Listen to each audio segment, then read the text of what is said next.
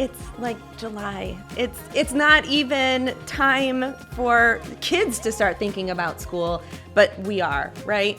I think it's super important that we put our own oxygen mask on first, right? Like, let's get organized in our own mind, in our own homes, so that we can be emotionally ready to move into back to work, back to school. Help yourself first, right? Like, it's so important to help yourself first so that you have the capacity to help others, because that's what you do all day long, right? When you're at school, you're there helping others. And so let's start off that school year helping yourself.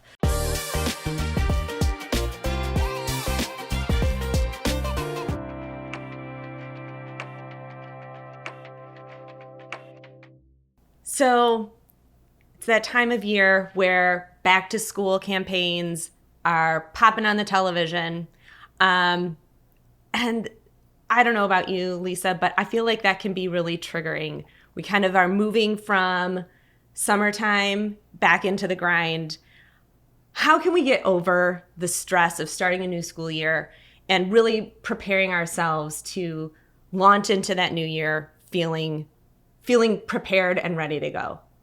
Amanda, I'm so excited to talk about this. I was just in Target the other day and it bombards you, that Target dollar spot. Yes. You walk right in and you go through this. Am I beelining towards the bread, or do I need to go into every single thing? Am I going to miss out on something? And then Instagram, social media, it impacts you. It makes you want to buy more because all these teachers are saying, oh, this is the next best thing. This is the greatest thing. And this is going to solve all your problems in the classroom. So I'm like, do I need to buy it? Do I need to buy it right now? Am I going to miss out on it? And you're tracking down those Target employees to say, what else do you have? What else do you have? Bring it to me. And I feel like that pressure is that, we have that balance that we need. We need to enjoy our summer. We need to get through the summer, but we're already thinking and anticipating the next year, the next school year, because it's going to come fast. Right. And it's like July. It's not even time for kids to start thinking about school, but we are, right? So before we start stressing ourselves out, I think it's super important that we put our own oxygen mask on first, right? Like, let's get organized in our own mind, in our own homes, so that we can be emotionally ready to move into back to work, back to school mode. So help yourself first, right? Like, it's so important to help yourself first so that you have the capacity to help others, because that's what you do all day long, right? When you're at school, you're there helping others. And so let's start off that school year helping yourself. It looks different for everybody.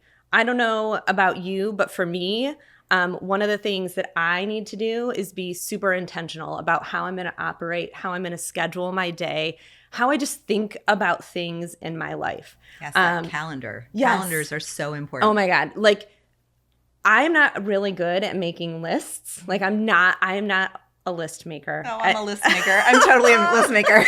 Because they stress me out, right? Oh, okay. So I don't like seeing all of it together. Some people, like, that's what you need, right? And then it feels really good to check everything off. Check it off. Yes. Do something you've already done, put it at the top of the list and check it off. And my list is halfway done. Oh my God. So you put something on your Absolutely. list that you already... Make the Genius. bed.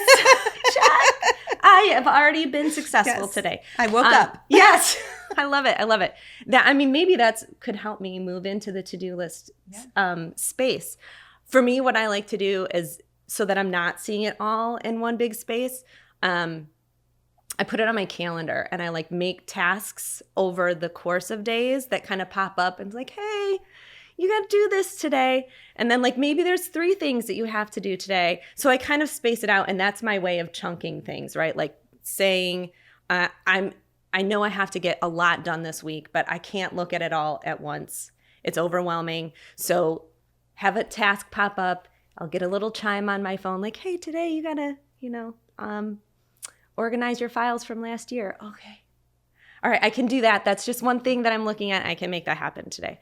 And also, I think I use my calendar to remind myself to move my body, right? Like, I should be working out a couple of times a week, or meditating, or yoga, or stretching, or whatever it is that works for you, getting it into a calendar so that there, and it's reminding you like these are things that are kind of your personal non-negotiables. Here's what I need to do to take care of myself so that I can care for others. Do you operate like that in any way, Lisa? Is there something that you kind of like try to make space for so that you can be more present in your life? Yeah. So the first thing I do is I set my boundaries for the weekends, because we think about everything that we need to do during the weekday. And of course, we have the meetings that we have to go to. I do Taekwondo, so I have my Taekwondo classes that I schedule in the evenings. But I also need to schedule my weekends, which we think is just an open time and we can do whatever we want on the weekends. But then it ends up being an entire day of lesson planning or an entire day thinking about it. And this is how we get those Sunday scaries and dreading the new week, because we've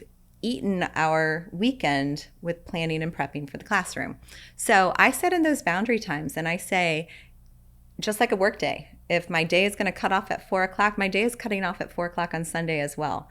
And I make sure that I separate that school time versus home time, even though I'm still working at home. I think that is so important. The first few years, I was like, absolutely, I am not doing work on a weekend. Like, weekends are my time. I need to set boundaries, right? But then I realized like, oh, you can't be a successful teacher these days and completely block off a weekend and not work. It's just, you can't, right? So what I realized in the last few years that I was in the classroom is that I needed to set aside time during the weekend in the same time on the same day. So every Sunday afternoon, I said, this is my work time. And my husband expected it. I expected it, so that I wasn't like stressing like, oh, when am I going to have time to get this thing done? Or being crabby because like, oh, I have to work. Like I just said, Sunday afternoons are paper checking, planning time. And it made it just so much easier to move into that school year knowing like, this is how I'm going to operate, right? This is the boundary that I've set. My whole Saturday is open. My Sunday morning is open, but Sunday afternoon, I'm just going to get back to it. Sometimes I'd treat myself and like go to the local coffee shop and work, and it felt better because I was like sitting in a nice little velvet armchair typing or checking papers, and it felt good. But did you have an end time? Because I think that's important. Yes, it was like, okay, I'm going to work from 1 to 4, 4:30, 5. I got to get home to make dinner or help my husband make dinner. I wasn't the only one making dinner. But it just gave me that chunk of time. And sometimes I would like, okay, I've got a lot to do today. I'm going to encroach into my Sunday morning-ish. But knowing that I set aside that time just made it so much easier. And then to say I'm shutting it off now because I have other obligations and I want to spend time with my family. I want to make this meal, or I just want to vegetate and order in, right? DoorDash. But yeah, exactly. But I didn't want to I didn't want to make it feel so painful to have to jump back into work. So starting the school year, starting now, before you even walked into your classroom, saying like, this is my time where I'm going to get that work done. Maybe it's a Thursday night where you right? Like you say, I'm going to work until 9 o'clock at night on Thursdays because that's when it works for me. Yeah, Thursday night was actually a really important one for us because I relied on my team, and we divvied up lesson planning. We worked together, and what we did is we established that we were going to share our lessons on Fridays. So that meant our lesson plans were done for the next week or the next 2 weeks on Thursday night. We knew it had to be because we had a commitment to someone else. I had to give my lesson plans and share my lesson plans, or else I would be lacking on my commitment. And that meant that my lesson planning was done. And so on Friday afternoon, I always set that as my copy machine fun time. Copy machine fun time. Well, everyone's rushing at the start of the day to make their lesson plan or make their copies and trying to get those copies in. And I knew I was going to be copying for the entire week. So my lesson plans were done. My activities were done. Everything was set up. So I wanted my copies done so I could put it in the folder. So my Monday copies, my Tuesday copies, my Wednesday copies. So I was copying a whole bunch of stuff, and I was not going to do that 5 minutes before class starts because, I was going to be the hated teacher, right? So I did it Friday afternoon, and I made sure that all of my files and all my copies were done before I got into the next school week. So that way, Monday, when I was running late and stopping at Starbucks, I didn't have to worry about that line at the copy machine. And I knew I could walk into the classroom and just be okay. But that also protected my weekend time. I was going to do some lesson planning on Sundays, lesson planning on Saturdays, but it also limited the amount because I knew Thursday was my lesson planning time. And also, not very many people are lining up to use the copy machine on Friday afternoon. They are out of there. Yes. They're out of there. I mean, it's super smart, right? Yeah. Because then that was a way to protect your time. You scheduled things appropriately to use your time wisely. Mm-hmm. Genius. The other thing that I thought was really important is I knew that I needed to do self-care during the school day and in the classroom. And so I tried to figure out what things I could implement with my students as well. Mm-hmm. So that way we're kind of getting a little bit of double duty. So I was getting my self-care in, but they were also getting some self-care in as well. So one of the things that we always did, the last school I worked at was actually a mindfulness school. And so mindful practices were huge. And we started every meeting with a little calm meditation from like the Calm app or some sort of an app that you used. And so every staff meeting started with some meditation. And so I was like, well, you know what?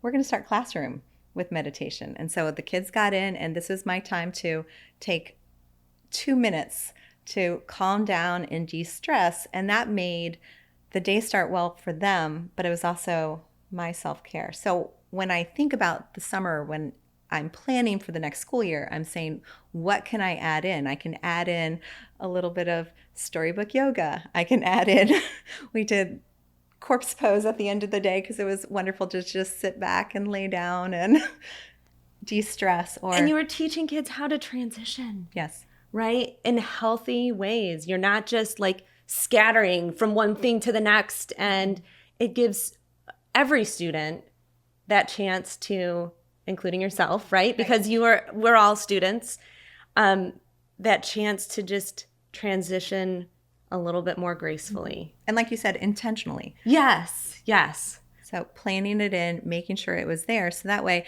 if I was running and going crazy, because I mean, you know, I've got the kids too, and we're all running crazy in the morning. And if I'm running late and I missed that quiet time or I missed that reading time, I like to read in the morning. If I missed that time, I'm still able to do it during the school day.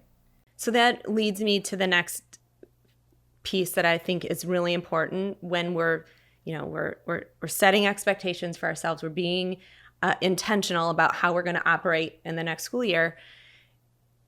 You know, we're talking a lot about ourselves and how we personally can get in the right mindset, but you know, you are needing to also plan for your family, right? Like if you've got a family, or if you've got, you know, if you're living with other people, like how can you bring your community, your family members, your friends, your neighbors, whatever, into your life to start planning and being intentional? Because, right, it takes a village to raise a child, right? That's what everybody says. But you as an educator are raising a bunch of children. And so you need the help of your family, your friends, your neighbors, your community to help you be intentional with your life. So like to me, that looks like coordinating carpools right now, like in July, if you can, if you know what the sports schedules are, if you know what the extracurriculars are, like start talking with people about how can you share that responsibility so that you're not doing it every day when everybody else is also doing that every day.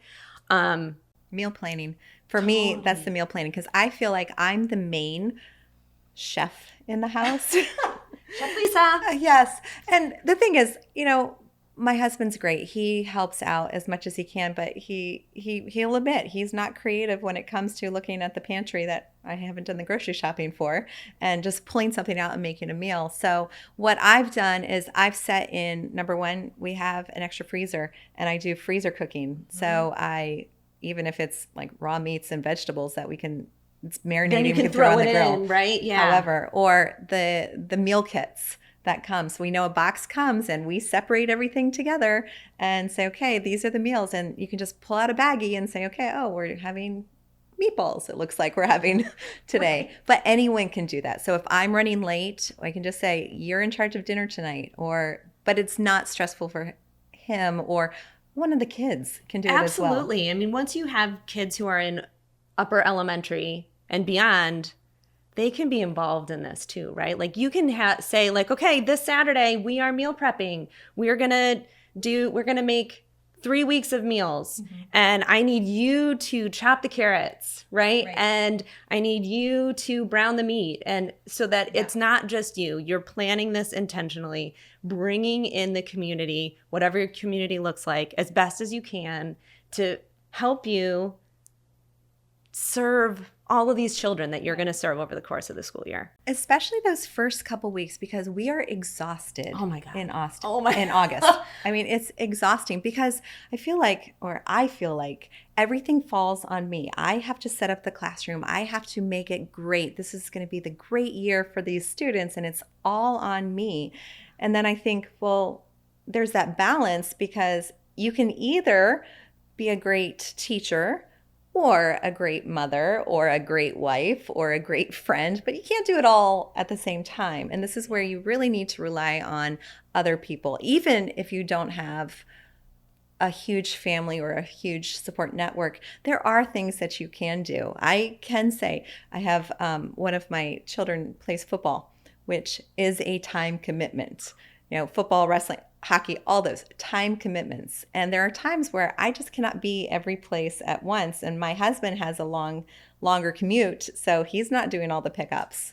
So I have to say, can I get some help? Can you drop him off? Can you bring him home for me just one day, and I'll return the favor? Right. Absolutely. And I just think that acknowledging that you need support to do this heavy lift, which is teaching, is a huge part of the process, right? Like recognizing that you're moving into a new year. There are unknown challenges, right? Like there are things you think you had under control last year, and then, okay, this is not going to work with this group of kids, right? Like the curriculum changes, or you've got new... Always changes. Oh my God. There's always something. It's always Add something. one more thing to the list. Add more to your plate. Absolutely. It's a new, even if you're like using the same curriculum, it's a new initiative where you've got to focus really heavily on whatever, right?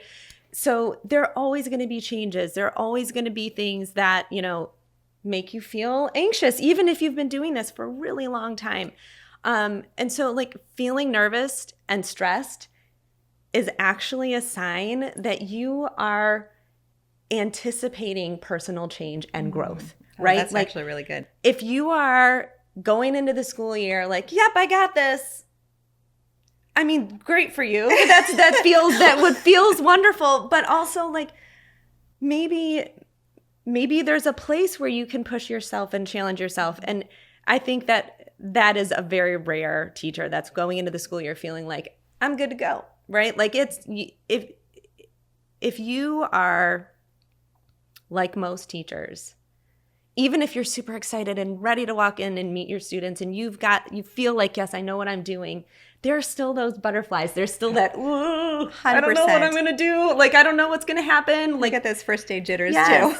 And it's normal. And so like congratulate yourself on taking on this new challenge. Like this is a new challenge and I'm ready to go.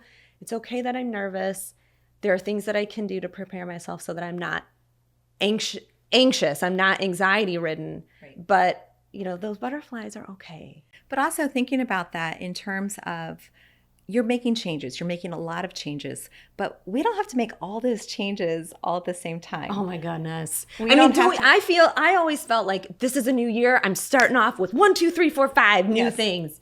But you're so right, Lisa. One thing at a time. Implement one new change. Yes. Implement one thing. I mean, we're setting up a classroom. So I am a big theme person in the classroom. I know not everyone is, but I love a good theme in a classroom. So it's planning and anticipating, but leaving it open to say the classroom does not have to be done by day one. It doesn't have to be set up, that there needs to be room for the students to come in and make it their space. I mean, we're making it our space because we spend so many hours in the classroom. We need to make it nice and comfortable and relaxing or energizing, however your mood is. Mine was never, it wanted to be, I always wanted to bring it down, bring bring that energy down. Take it down a notch. Because it impacts the students as well. But I wanted it to be a nice, warm place to come in. But I always had that pressure that by the time the students are going to see it, they need to see it perfect. They need to see every butterfly on the wall. They need to see all the desks in the right order and they're clean and not a thing out of place. But the reality is it doesn't have to be, because we want to invite students into our space, but it's their space as well. I mean, they're going to be spending 6 hours a day, 7 hours a day in the classroom.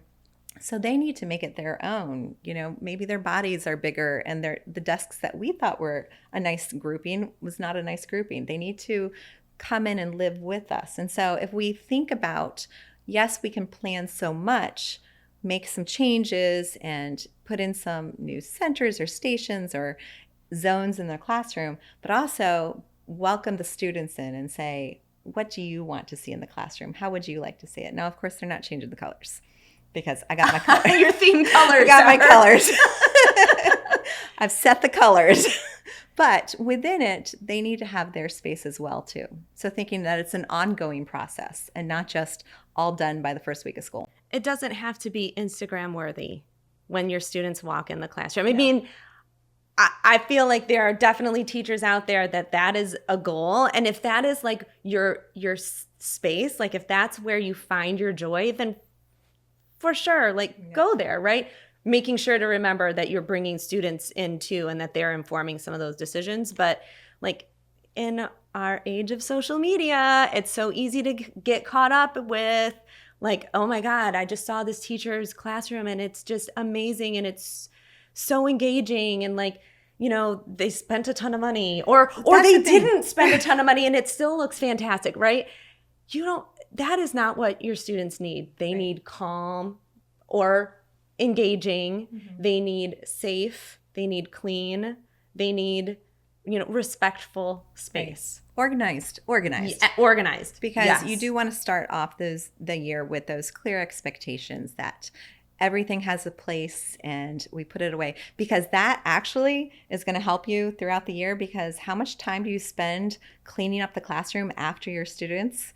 Because they've dropped their pencils. They've even down to pushing chairs in, and you spend so much time rearranging things and getting those desks back in the right spot and making your classroom ergonomic in all of the different ways, right? Like where does it make the most sense to put the homework turn-in basket?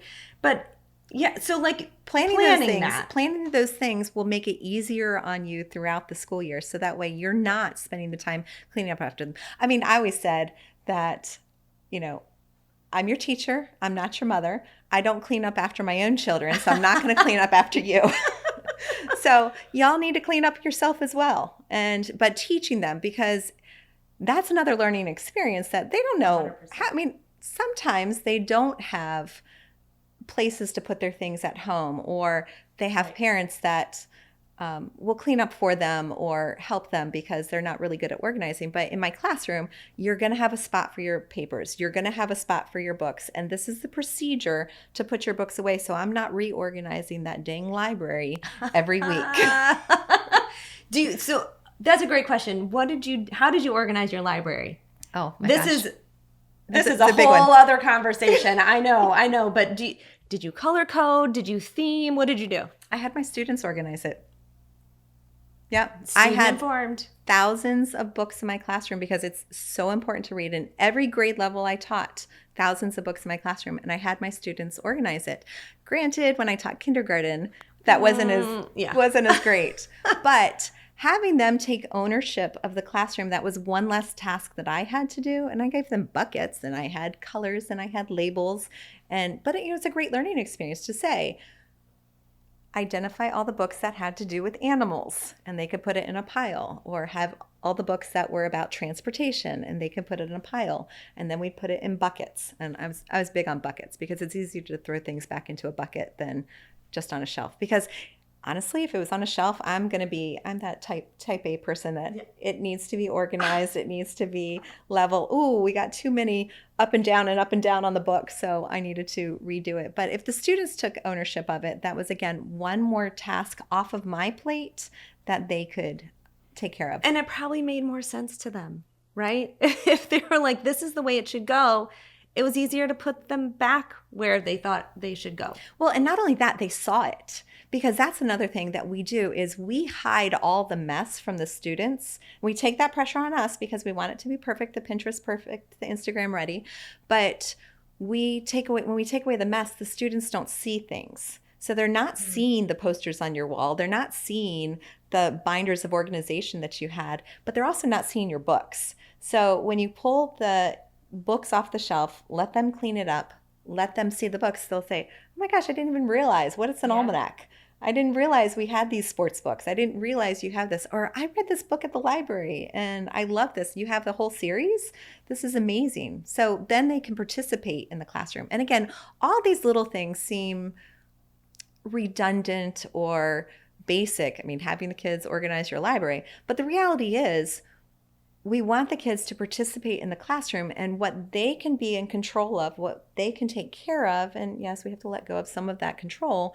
That's one less job that we have to do. And just like we're planning meals that my husband can cook in the summertime, we need to plan jobs in the classroom that I don't have to do. So that way I can focus on the parts that are important, and that's teaching, and that's engaging them and making every day exciting for them and exciting for me too. Because I mean, if I'm not excited, then Absolutely. it's going to be a drudgery. But just giving the students responsibility and saying, this is not my job, this is your job. Let's work together because this is our shared space. Yeah. And then again, like it's that ability for your students to feel like I belong here, right? This is not just Miss Thane's classroom where I'm like spending a moment. This is my classroom where I am really pulling my own weight in lots of different ways. I'm not just here to, get an answer right, which I'm sure we'll talk about at another time. I'm here to like be a part of a community. Right. And again, I mean, I feel like that's kind of a theme that we're seeing as we talk through this conversation is like when we are preparing to teach other people's children, we need to rely on communities to support us, right? And we need to seek them out sometimes. Like they're not going to come to you. You've got to plan for that. Yes. You've got to plan for that. I know, Lisa, you were often in an elementary school classroom. I taught high school. And so my vision of like preparing my classroom was not the same as yours. Definitely there were times where it's like, oh, I want to have like the reading nook, but I was teaching 10th graders and they were not going to be doing reading nooks. Well, I'm sure that they would love to have a reading nook, but it was, I don't know, that did not feel like it was part of the social constructs of our school. Sure. So yeah, like, wouldn't I have loved to, like, here's the cozy cabin and here's the, like, I would have loved to do that. But also, high school students want to feel big. So we didn't do the themed things. And I definitely taught with people who are like, I don't need to take care of my classroom. Like, these are high schoolers. I'm going to throw a poster up on the wall that's going to stay there all year. And I'm going to put like, what's the sheets of paper that were on the rolls? The bulletin paper. Yes, I'm just gonna like use that to cover this mess that's over here in the corner for like all school year long because I don't know what to do with it. Like, I will be the first to say I am not a super organized person when it comes to like stuff. I have a hard time with that. Mm-hmm. And it could get overwhelming in my classroom if I didn't have some structure. So my suggestion to those middle school and high school teachers who are like, well, I don't really, like that's for elementary teachers. I don't really do that. Like I'm not decorating my class. That's fine. But for your own sanity, just make sure that your room is organized. Mm-hmm. It's put together. You're thinking ergonomically, you're thinking process, so that it's something that is intentionally put together for yourself and for your students. Because like we said, this is the space that you're going to be spending so much of your time in for the whole school year. You got to make it work for you. Right. And it just makes sense that you spend a little time before you know, walk into school for those first few prep days to just get some intentional organization in that classroom. But again, it doesn't have to be Pinterest worthy. You don't have to have a theme. Yes, you have to have a theme. I mean, I would love a theme. Well, But let me ask you though, yeah. because with the overcrowding in a lot of schools, what they're doing now is their classrooms are spaces, and this was the way it was at my son's high school. The classrooms are spaces, and the teachers go in and out. So you might have a class in the art room or in the band room or wherever there happens to be space. And so the classrooms themselves are not their space. So how would they start? Because that to me seems chaotic and disorganized. So if we want to infuse mindfulness or some sanity into the beginning of the year, but you don't know your space, or you're sharing that space with 4 other teachers, what do you suggest people do? So if that's going to be you need to advocate for yourself, right? If you have always had your own classroom and then all of a sudden they're like, this year we're switching it up and you get to travel. Traveling should come with a vehicle, right? We are not only traveling with a little knapsack on our back, right? We need to have something that is our space. And so advocating for yourself is super important. Looking to your administration to say, listen, this is great. I can do this. I can flex. I'm going to need a cart, or I'm going to need some kind of something that can help me still find my space, right? So that I can tell students on the second shelf of my cart is where you turn in your homework, right? So that there's still a process and you still feel like you have a home base.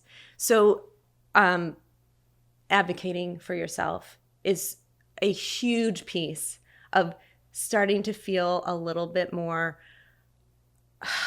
relaxed, right? It can be scary at first, but if you know that you can say, like, listen, this is what I need to be good at what I do, you can walk into school on the first, teacher welcome back day and say, like, listen, I asked for what I wanted, and that's going to help me do better work this year.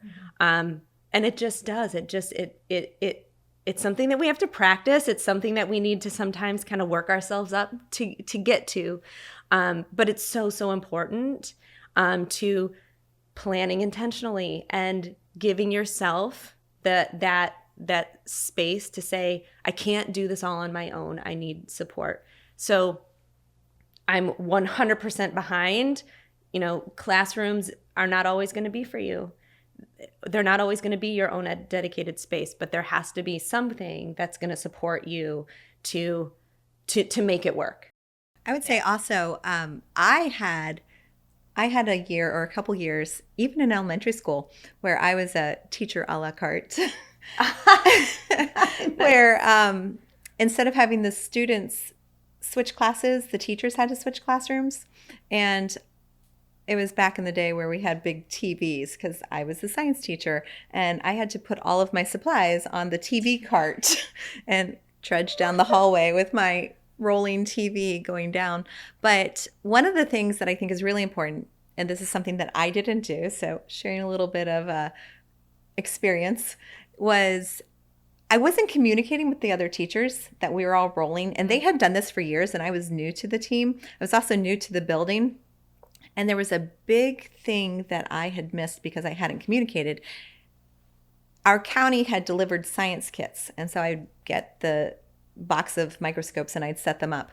I didn't realize that every classroom had their own set of science kits delivered, and I didn't actually have to bring all those materials with me. I could have just set them up in each of the classrooms. But I was so nervous about joining this team that had been well established. I mean, they had been teaching together for 20 years or something, and I was the new kid. We called ourselves pledges. I was the pledge on the team.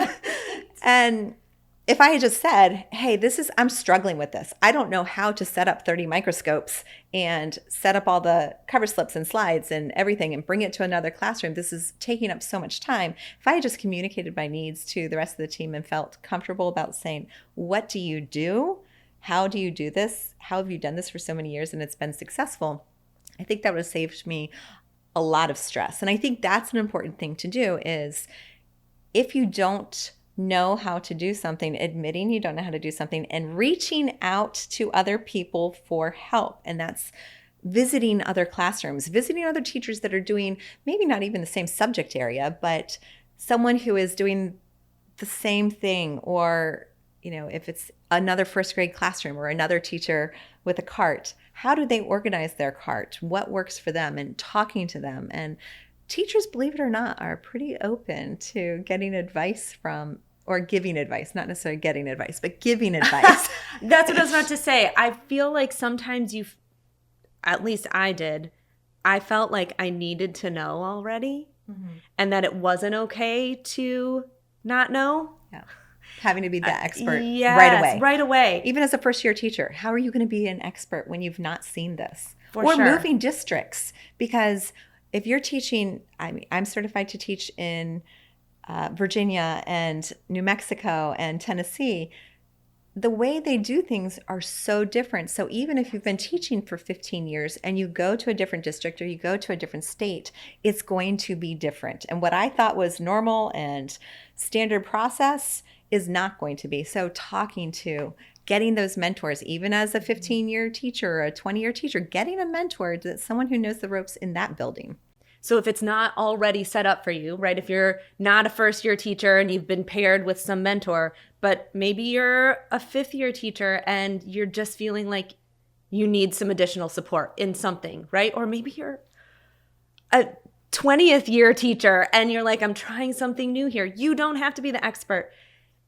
And sometimes it is going to take you going out on a limb and saying, hey, listen, I know you're really good at this, or I've heard that this is something that you do, or even just I'll call, right? In the staff meeting, like, someone help me. Somebody tell me how to do this. How do you organize those stations? Because I was a grade hopper. I have taught middle school. I've taught 8th grade. I have taught kindergarten. And sometimes one year after the other. And it's a jump and it's a transition, just how you talk to students. And I need help. And I've been teaching. I'm nationally board certified. And yet I still need to ask for help. And it could be from a third-year teacher, someone who I say, you're doing a great job. Let me see what you're doing. Let me just watch for 20 minutes. How do you talk to the kids? How do you get them to turn in their papers? How do you get them to hold a pencil? I never realized that I had to teach someone how to pick up a pencil. But there's a way. Did you know that? There is a way. I know it, but only because you've told me, Lisa. Someday we're going to have like an overhead camera and you're going to show us all how to pick up a pencil. There is an appropriate way of doing it. But I would not have learned that if I hadn't, when you go from 5th grade to kindergarten and you expect certain things both from the students and from yourself. I mean, I should know how to do this. I organized a 5th grade classroom. I've organized an 8th grade classroom. I know how this works, right? But then you go into a kindergarten classroom and you're like, ew. Right. So before you even walk into school, right, it's kind of, maybe it makes sense to say, these are not the 1, 2, 3, 4, 5, 6, 7, 8, 9, 10, but like, here are the 3 things that I know I need to work on this year. I'm going to identify those things, whatever they are. It could be using technology. It could be classroom management. It could be, I don't know, a new topic that you know you need to cover and you've never taught it before, whatever. Like, there's a cajillion things, right? But if you think about those 3 things and then you try to figure out a way to hook yourself up with somebody who maybe knows this, guess what? Your building is full of teachers. They love to teach. They want to tell you, right? They want to tell you how to do it. They want to help you. They want to see you succeed. So don't feel like you have to know everything, but be prepared, be intentional to go out and ask for that help. Advocate for yourself with your administration, with your peers, with, whoever is walking around the school. Maybe it's the maintenance crew and you're like, listen, I just need to know what is going to make it easier for me to get kids to throw stuff in the trash can, right? Like, maybe they know. Or maybe they can get you an extra trash can if you get to be friends. Oh, that's gold. Gold, an extra trash can. But it's those things. And I would say for me, my top 3 things would be, number 1, set the boundaries and set a schedule, set that calendar. So I'm intentionally putting things in. Number 2, prepping my family and friends to make sure that they're there to help me and support me and just admit that I cannot do everything by myself. And then number 3, finding the friends in the building, finding the custodian, finding the person that has the keys to the supply cabinet, and finding someone else who's doing the same thing, who can commiserate with you in a positive way, not just to complain, but someone who can look for solutions versus just the problems.